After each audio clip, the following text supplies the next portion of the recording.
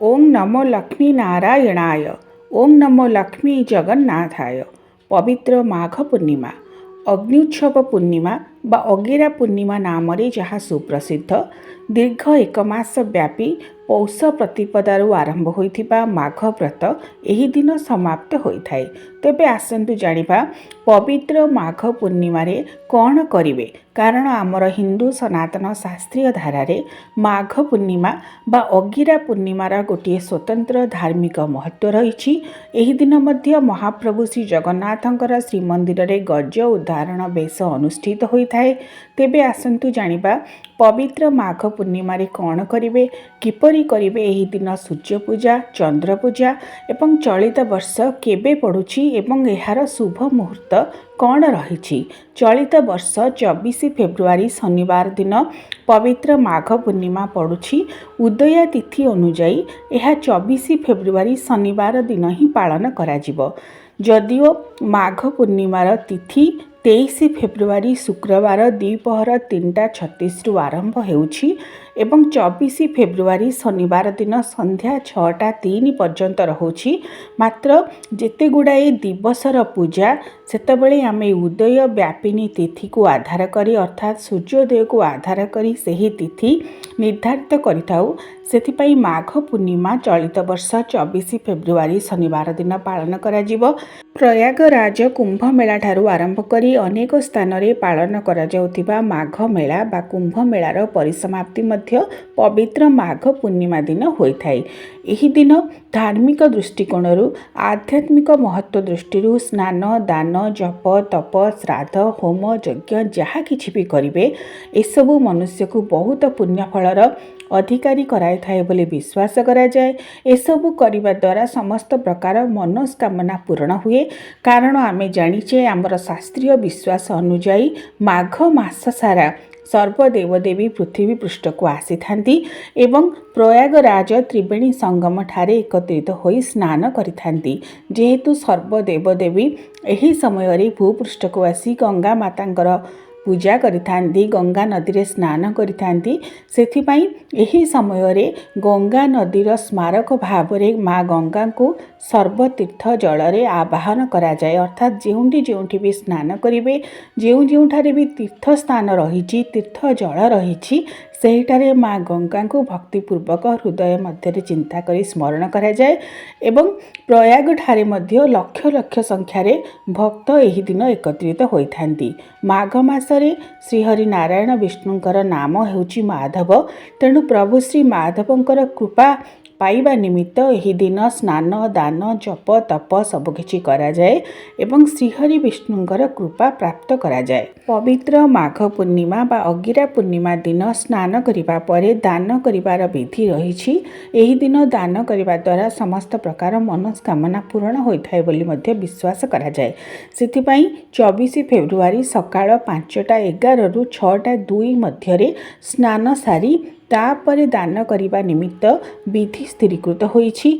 पवित्र माघ पूर्णिमा दिन कौन करिवे, एही दिन श्री विष्णुंकर पूजन करा जाए, स्वतंत्र भाव रे माधवंकर पूजा करा जाए।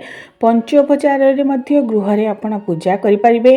गंध पुष्प धूप दीप नैवेद्य देई एवं श्री विष्णुंकर पूजन सहित विशेष भाव रे पितृ श्राद्ध एवं कला राशि एही दिन दान करा जाए।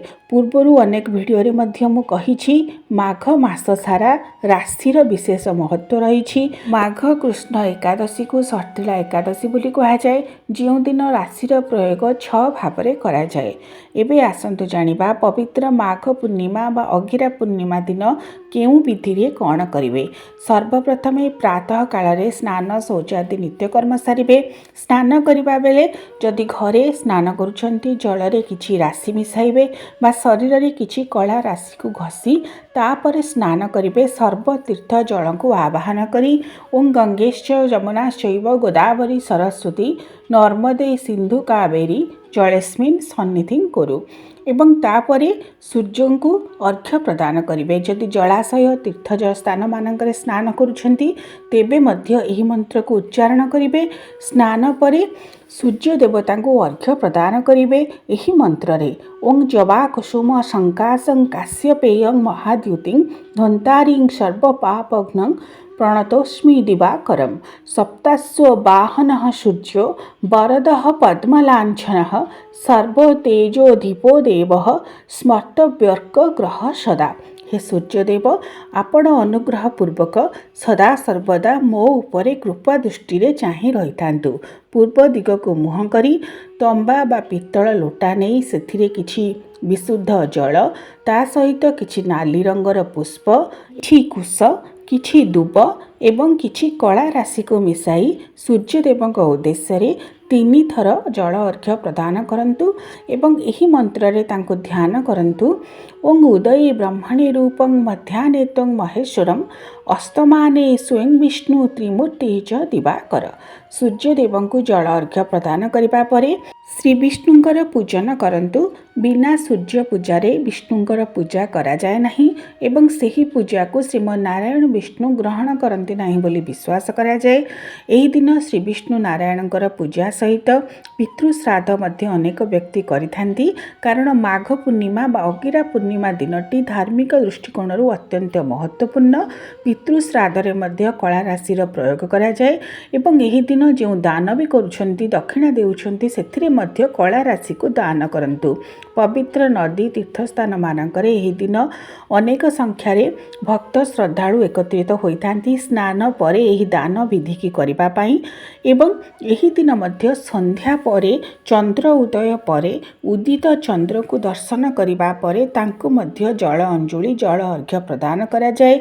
पित्तल बा रौप्य लोटारे किछि गंगा जल बा पंचामृत मध्य नहीं पारिबे अथवा क्षीर नहीं तांको जल अर्घ्य बा क्षीर अर्घ्य प्रदान करिबे। ता सहित चंद्रदेव को क्षीरी भोग धड़ा मिठा धड़ा पिठा एवं विविध प्रकार फल मध्य पंचोपचार विधि रे पूजा करंतु। विशेष भाव में धड़ा रंग विशिष्ट साकर फल चंद्रदेव उद्देश्य निवेदन करंतु एवं चंद्र महाग्रह को स्तुति करंतु। ओं दिव्य शंख तुषाराभं क्षीरोदार्णव शायनम नमामि शशिनं भक्त्या शंभोर्मुकुटभूषणं स्फटिकाद्रि समप्रख्यं जमुना तीर संभवं दस्वास्व वाहनं वंदे अति नेत्रोद्भवं विधुं। चंद्रदेव उद्देश्य एहीपरि भाव में पूजा करंतु। एही दिन सूर्यदेवंकर पूजा सकाळे एवं चंद्रदेवंकर पूजा संध्या बेले करबा द्वारा समस्त प्रकार मनस्कामना पूर्ण होइथाय बोली विश्वास करा जाए। पवित्र माघ पूर्णिमा अगिरा पूर्णिमा बा अग्निउत्सव पूर्णिमा अवसर रे समस्त को अनेक अनेक हार्दिक अभिनंदन। ओं नमो लक्ष्मी नारायणाय। ओं नमो भगवते वासुदेवाय।